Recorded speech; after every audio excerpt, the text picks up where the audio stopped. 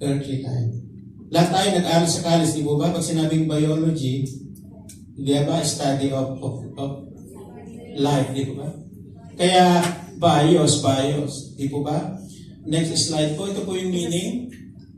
So meaning, pag sinabi pong bios, siyempre, sa meaning niyan, physical life. Yung ating daily living, yung material existence, yung livelihood o yung possessions, yan ang ibig sabihin niyan ay bios. Ibig sabihin, yung buhay nating physical. Bios po yan. Next po. So, yung pangalawang uri ng buhay ay yung Zoe, meaning to say, yung spiritual or eternal life. So, next po yung slide. So, meaning niyan, life in its fullest sense. Parang ang Panginoon, di ba? Naparito ako, John chapter 10 verse 10, naparito ako para ano?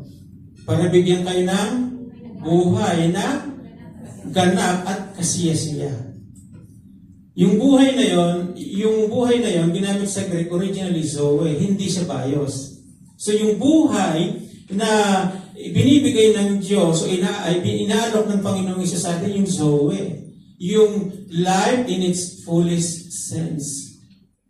God's kind of life or eternal or abundant life. Yan ang Zoe, yan ang buhay. Di po ba? So ngayon, sa next slide po, makikita natin yung kaibahan. So pag sinabing bios, physical existence, sa katapat nun, spiritual life. Yung sa bios, temporaryong buhay, pero sa Zoe, eternal life. What we maintain, and then what God gives, survival, abundance, earth-centered, God-centered. So, yung buhay na yan po natin sa next slide. Yung explaining, bios is the life we live, Zoe is the life God gives. Ano ibig sabihin nun?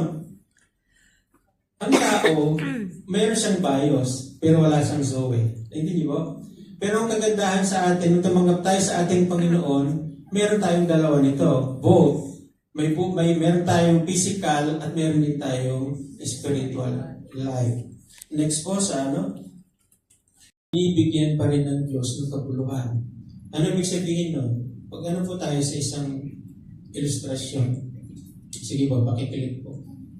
So, katulad po nito. Plastic bottle, di ba? Basura na yan. Kasi pagka ang isang bagay itinapon na ng iba, nagiging basura. Minsan ang buhay natin ganyan eh. Pag minsan ang tingin ng buhay sa atin ng ibang tao, basura, tinatapon na lang tayo eh. Hindi po ba ganyan nangyayari sa atin? Lalo na sa mga trabaho, minsan, pag hindi na tayo kailangan, pinagsilbihan natin sila ng mga 20 years, 40 years, pero nung ugod-ugod na tayo, hindi na tayo parang gano'n na lang tayo sisipain, no? Gano'n minsan eh, masakit minsan nararamdaman. Pero gano'n pa man, kayang-kayang na itong garbage na ito, itong basura na ito ay magiging katulad ng isang ganito.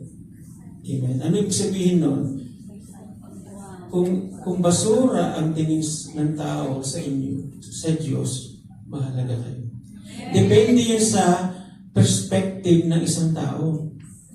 Kasi minsan, may mga tao na nawawalan ng pag-asa na kapag nagkaroon na ng mga mess sa kanilang buhay, akala nila wala nang solusyon.